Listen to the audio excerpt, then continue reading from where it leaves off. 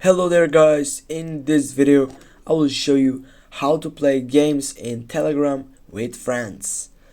Guys, first what you need to do is to tap on a chat with your friend that you want to play a game with them, for example with this one.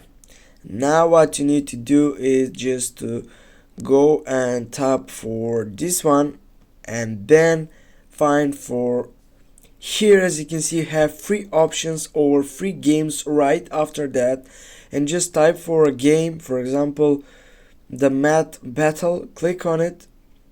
Now if you click on play Mad Battle, you will be able to play this game directly on your Telegram. Go on the play side, and here you have to, for example, to get a Mad Battle with your friend.